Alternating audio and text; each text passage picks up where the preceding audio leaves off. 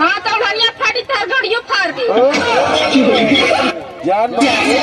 एगो बात सुन लो। हाँ एगो खुशखबरी बा। खुशखबर यो का बा बोला ना। हमार शादी सेट हो गई।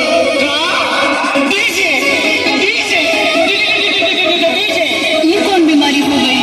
बीमारी ना हो, डर हो।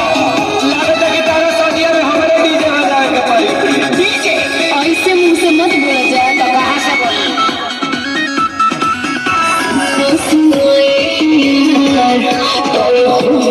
शादी हमरा के तो भूल जाइए। अब करी हन तू इंतजार।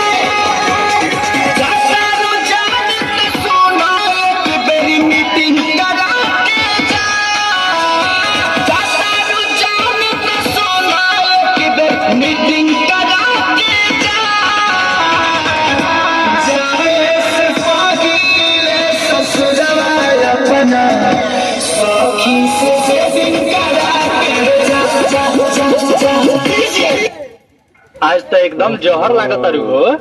आवा चाट के मर जा। अब टाइम बा सुधर जो।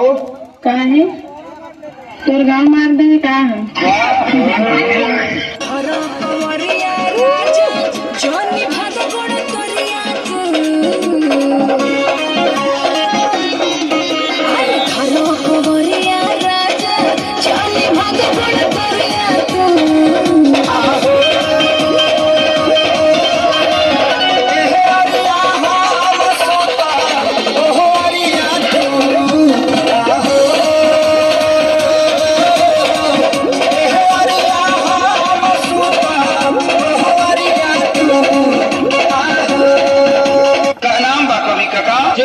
औरत के ढूंढ के लाई वो का हम 150 रुपया देगा। नहीं यार उतना ज्यादा है ये। क्या दीजिएगा?